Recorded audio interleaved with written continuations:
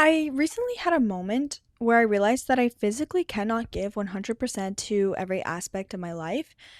And I kept trying to do, I kept trying to do everything that was offered to me, every opportunity that came to me, because I felt like I couldn't pass anything up. But then I came to the conclusion that something was going to give. Welcome back to Find Your Power podcast. I am your host, Avery Jane. And in today's episode, I want to touch on how we glamorize being busy and how that's really not great. This isn't something that should be always glamorized. Multitasking should not be as normalized as it is. It doesn't need to be as normal. When you multitask, you are not able to give 100% of your energy to the things that you wish, the things that you want to, and you're going to be giving only a fraction of your energy to everything that you're working on. I'm also going to touch on how being overwhelmed feels so normal, and that's not really something that should be so normal nowadays. We don't need to constantly feel overwhelmed, and just because this is like glorified online and whatnot, it doesn't need to be the case. It's not a very sustainable idea to constantly be working, constantly be hustling, and have no break. Because without that mental break, you are not going to get much time to just have that recharge that you need, that mental recharge. I do also want to touch on kind of identifying your priorities in your life because that can also help in deciding your routine and your schedule. So, we are also going to touch on that today. But before we really dive in, I do want you to ask yourself, when was the last time that you actually did something like slowly and you were really mindful about what you were doing?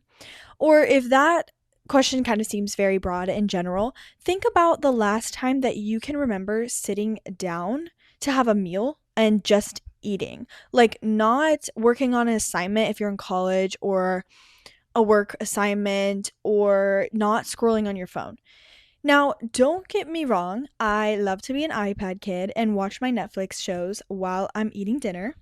But when it comes to multitasking every aspect of your life, that's when it becomes a problem. So, the truth of the matter is that our lives are too fast. And part of this has to do with productivity culture. Now, this is something that I touch on a lot already in a lot of my past episodes, so I'm not going to dive too deep into it today. But hustle culture, of course, is something that is glamorized nowadays, especially online. And so I think that's part of the reason why we are all trying to achieve that. This also goes along with the constant stimulation that we have offered to us. We don't have to just sit in silence if we don't want to. We have our phone that we can just pick up and start scrolling on TikTok or Instagram. We don't even have to sit in silence if we don't want to. And sometimes we really could use that. Sometimes we really need that. Multitasking is also another big thing, like I mentioned. This is a concept that is socially praised. We are rewarded for multitasking in a lot of scenarios, and it's really not that ideal of a situation because, yes, of course, in some cases it can be efficient. If what we're doing is, if one of the things that we're doing is like busy work, but if it's not, if the things that we need to do are things that we want to have good results, if you spend your mind and your energy on just one thing at a time, you're probably going to get a better product and a better result from doing it that way rather than doing it in a way that you spend double the time on two things, if that makes sense. Another part of this hustle culture is the fact that since we're seeing all of these constant videos of hustle culture, we're watching the get ready with me's on TikTok for my long day when I wake up at 5 a.m. and I grind, and I go, and I don't stop, and I do it every single day. We're watching those videos, and usually, I think most of the time in those videos, we see the person that is making them is somewhat successful in their lives. And so what happens is we start to associate this go, grind schedule of the hustle culture to being successful. And don't get me wrong, yes, of course, in some situations you can be successful. You can definitely be successful by doing this. You can, in a lot of situations, giving yourself this crazy, hectic, grind, go routine can actually contribute to your success. But if your success looks different from other people's, then the way that you achieved success may be different from other people as well. The truth is that if you are doing five things at once, you're not going to get the same product out of it as if you were just focusing on one of those things at a time. So, I challenge you to, if you are someone who likes to multitask very often, maybe instead of doing three things at once for an hour, try doing one of those things at a time, 20 minutes each. And you might find that you get the same almost the same product as you would doing it for an hour, or you might even get better results because you're able to really just put your mind to that one thing rather than having to fragment your mind in some kind of way and your attention. This also ties into why we struggle to be present because we're constantly thinking about the things that we have to do, and there's so much on our plate that we need to get done. Honestly, I could think of like 10 things right now that I need to get done or that I could definitely do, but that's not really helping me right now by thinking of all of those things. Because honestly, by me thinking about all of those things, that's just distracting me from what I'm doing right now, which is recording this episode. These are going to be things that I'm going to get done eventually because I know that they are important to me. So it's something that I can worry about when the time comes, and I don't need to think about it right now in this moment. But this can also contribute to why we feel like we don't have as much time in our lives to do what we want to do or to fit in everything in our schedule, because part of this has to do with finding our priorities and figuring out kind of what we prioritize, and those things need to be in our schedules, and the things that we don't care about as much we can get rid of. And what we try to do is most of the time we try to put everything in our schedule, whether it matters to us or it matters to how we look. And when we put everything and pile everything into our schedule, we're not going to be able to give as much of our energy and our time and our mind capacity towards each of those things. So, like I said in the beginning, I did have a situation or realization when recently, I think it was about 2 weeks ago, 3 weeks ago, maybe. So, Thursdays are like my busy days of the week. A few Thursdays ago, I was driving to my next thing of the day, and I came to this realization in the car when I was driving. I realized that I couldn't give a percent of energy that I wanted to give to each aspect of my life and each aspect of my schedule and my routine because something was going to give. I already started to see that something give. And in my situation, that was my grades. That is something that is very important to me. I prioritize my assignments, my classes, and whatnot. So I could not let that slip. So I realized I needed to give something else. And I was able to find, when kind of going through my schedule and finding what I need to prioritize and what I don't really care about as much, I ended up finding something in my life that I was able to kind of cut the time in half. I didn't completely get rid of it because I didn't need to necessarily, but I went from doing it for 2 days a week to 1 day a week because it's something that I could manage. So by giving that 1 day up back to myself, I gave myself more time of freedom to honestly just have some rest time, have some catch up time, but also more study time to give to my grades and my assignments. And that's something that I needed in order for my grades to not fall. Luckily, I caught it in time also. It was only a few weeks into the semester at that point, but of course, I had to come to that realization earlier rather than later. And if I wouldn't have, then who knows where my grades would be now. So, the realization that I had to come to was basically that if my schedule's too full, something's going to suffer, right? But I realized that I wanted to be the one to choose what that thing suffering was going to be. I didn't want my schedule to kind of choose it for me. So now we're going to assess your priorities.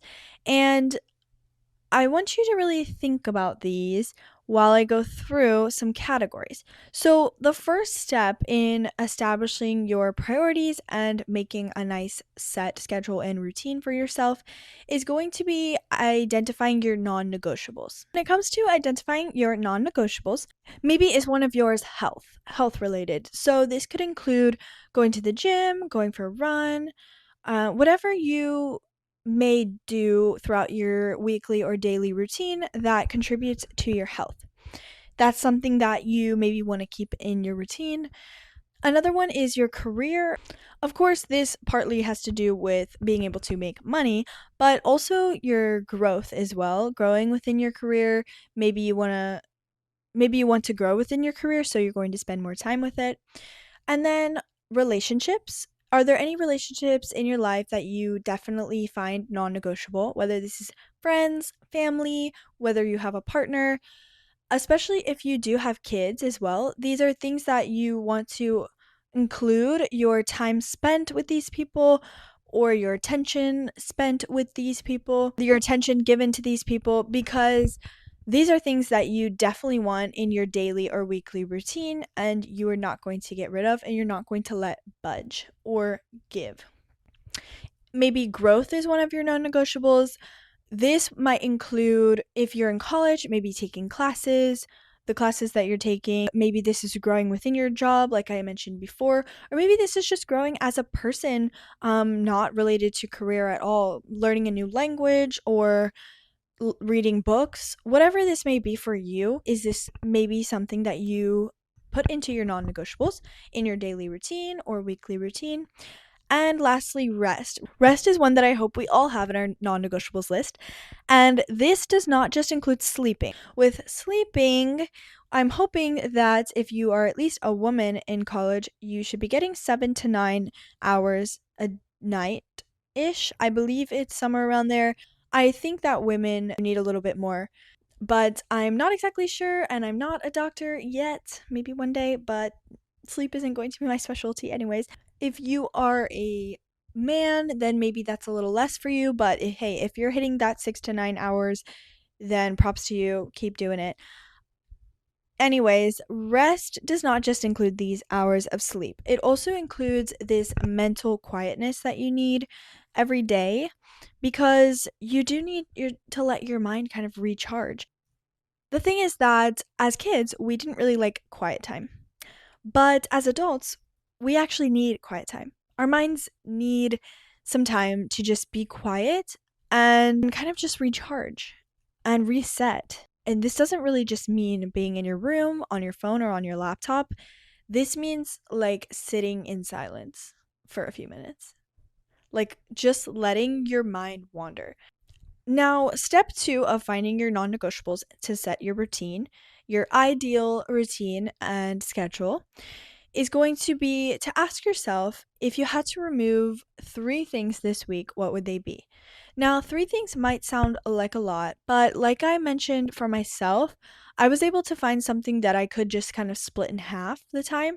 So if you just need to split things in half, that works as well for you.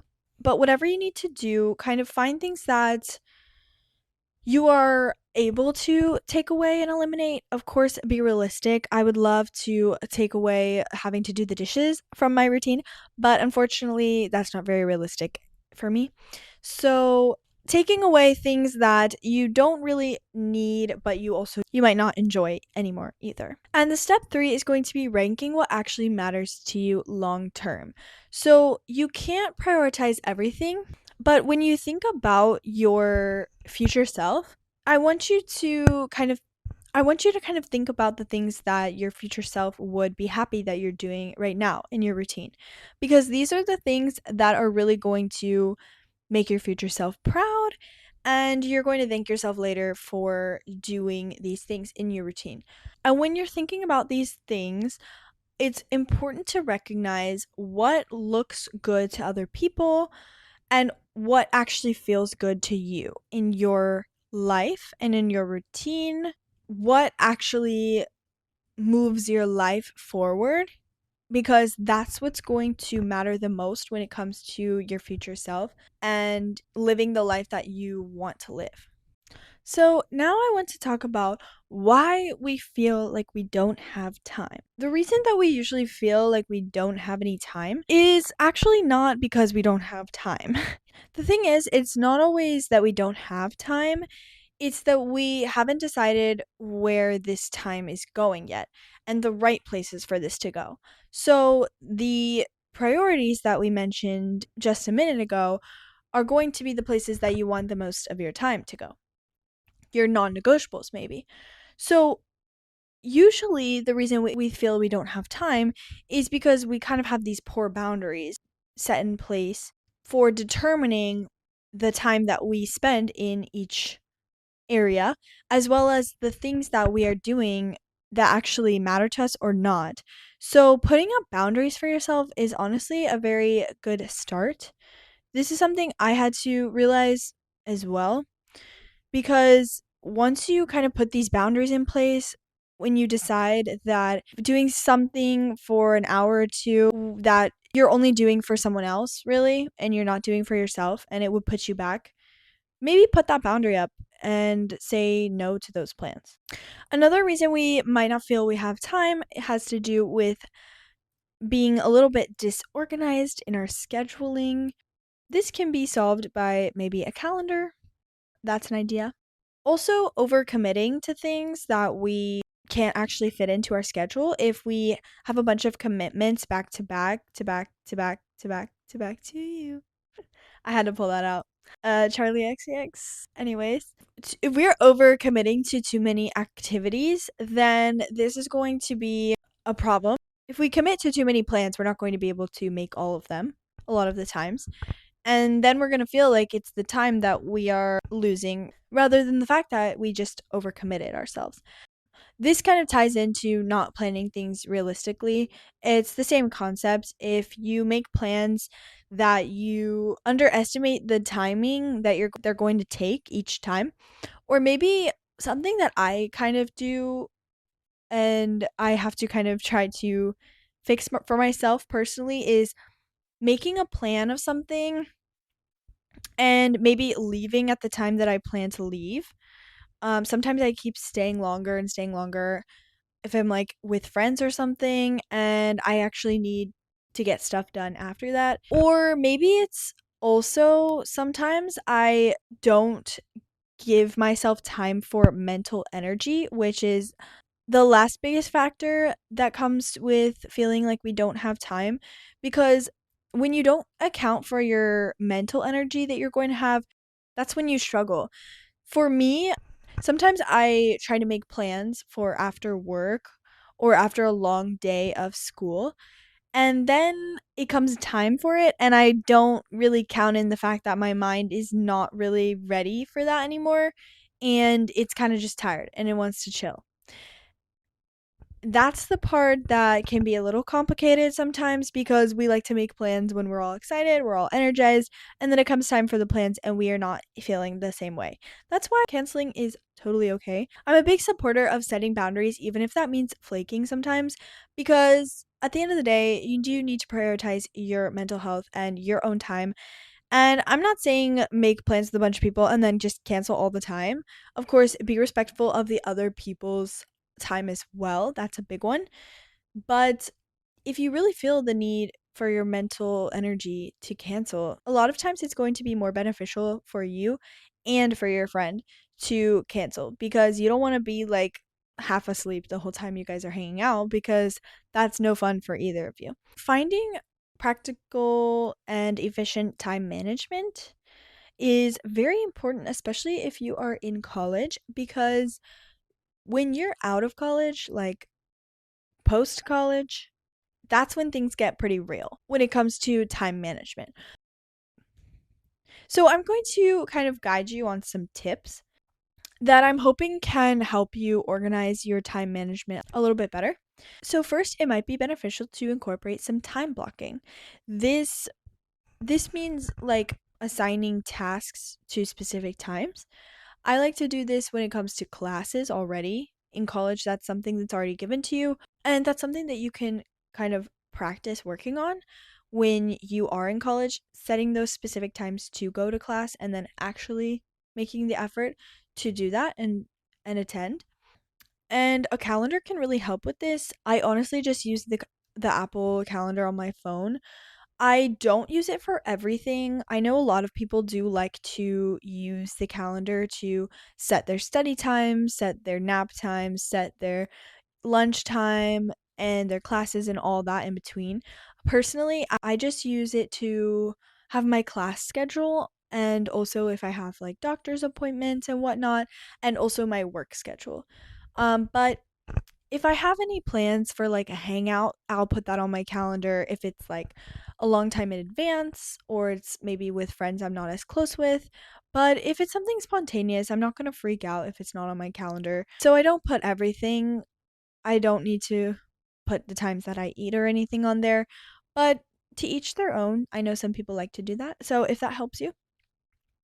Another one is trying to stop multitasking.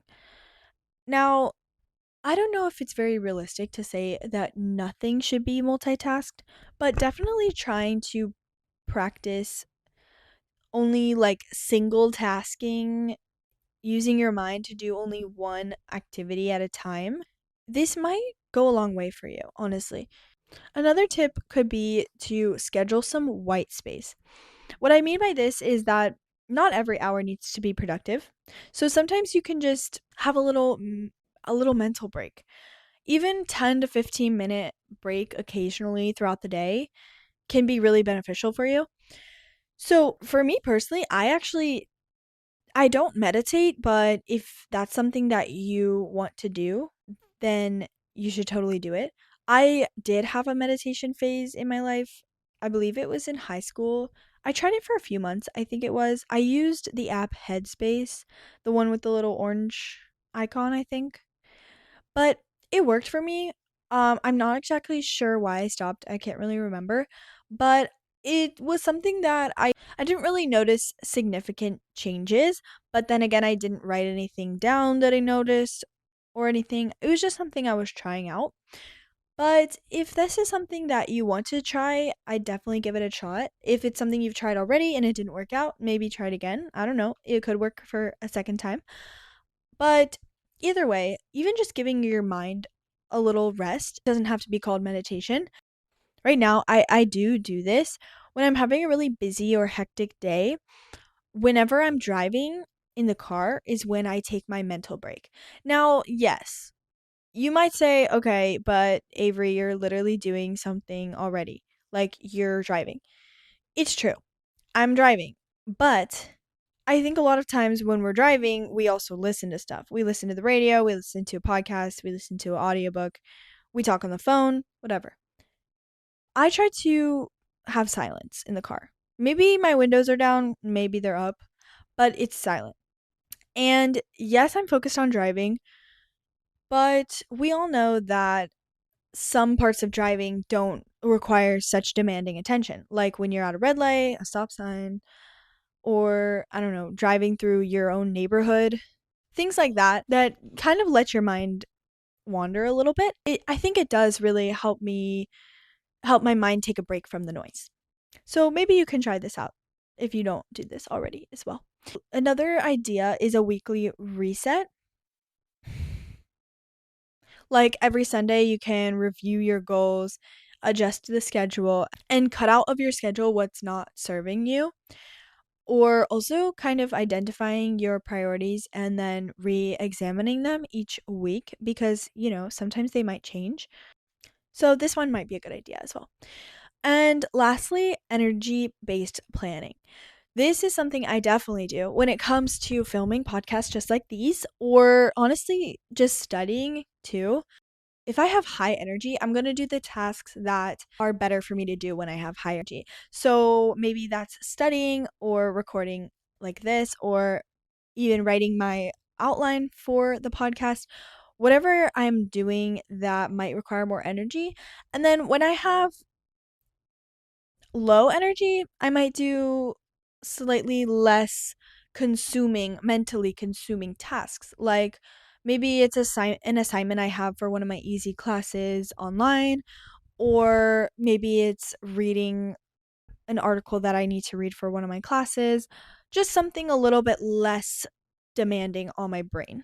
And this goes a long way because if you're not forcing your brain to do things that it doesn't want to do, and you're taking advantage of the times when your brain is very high energy and ready to go, it really goes a long way.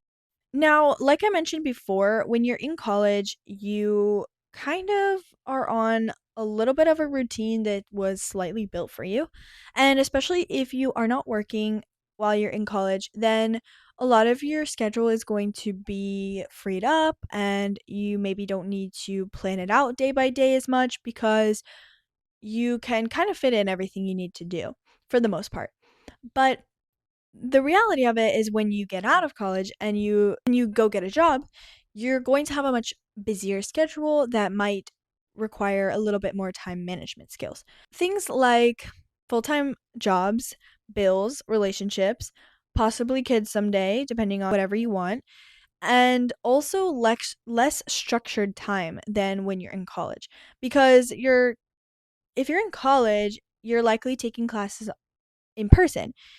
You might be taking classes online, but even then, some of them are synchronous, so you need to be like on a Zoom call at a certain time. But if you're working, sometimes for online jobs or hybrid jobs, they might have you just get the work done by a certain deadline.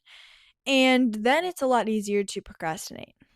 So in college, your schedule is kind of built for you with the classes. But then you also usually have a lot of free time. Like I said, after college, you're going to likely have a job that demands more hours of your time, and usually in person, more than your classes in college. This responsibility is overwhelming, but it can also be very empowering. So, I do want to encourage you guys to learn time management now as an investment for your future self when you are out of college. And if you're listening to this episode right now and you're like, Avery, I'm not even in college, you've been talking about college students this whole time, this can also help you out too. Time management is something that everyone can benefit from, whether you're in high school, college, you're in your full time job, you're in your future career, you have a wife and kids at home, you have a husband and kids at home. It doesn't matter. Time management is always something that you can benefit from. The last thing I do want to touch on is the emotional side of slowing things down, because the truth is that sometimes we are going go, go, go, not just because of hustle culture, not just because we need to with our job and our school and everything, but also because sometimes silence can feel a little bit uncomfy. And slowing down does force you to reflect. Like, for example, when I'm in my car driving in silence, is when I come to these realizations, like the realization I came to make this entire episode about the fact that something was going to give, and I couldn't just keep trying to give 100% of every aspect of my life. So, yes, it might be uncomfy, but at the same time, you might come to conclusions about yourself or these realizations about yourself that can be very beneficial. So, I understand that a lot of times it's hard to just sit with ourselves and our own thoughts, but I do want to encourage you guys to try it, to do it. Anyways, I want to remind you guys that you don't need to be everywhere and you don't need to do everything. You just need to decide what your priorities are and what matters most to you, and protect those things and value those things and spend time with those things. If your life feels too fast, maybe it's not a motivation problem, maybe it is a boundary problem. So please take that into consideration as we end this episode and as you go throughout your life, day to day life. It's something to note and catch when things are feeling a little fast. That concludes today's episode. Thank you guys for being here today. Tune in every Thursday to listen or watch on YouTube or Spotify. Or for audio only, I am on Apple Podcasts, Amazon Podcast, and Audible. Make sure to check out the Instagram or the TikTok at findyourpower_podcast and feel free to DM me there. Thank you guys again so much for tuning in and listening. I appreciate you all for being here. If you enjoyed, please rate the podcast 5 stars on Spotify or Apple. Leave any reviews or comments. And also subscribe to the YouTube channel if you listen on there. It's also Find Your Power Podcast. It really helps the podcast grow. If you have a family member or a friend that you think would benefit from this episode or the whole podcast in general, please send this to them. We don't gatekeep here. They may thank you later for it. And lastly, if you'd like to be featured for an interview or just a conversation on the pod, send me an email at the email linked in the podcast description section or shoot me a DM on the Instagram as well. Thank you guys again. I will talk to you guys next Thursday. And don't forget, we will find your power.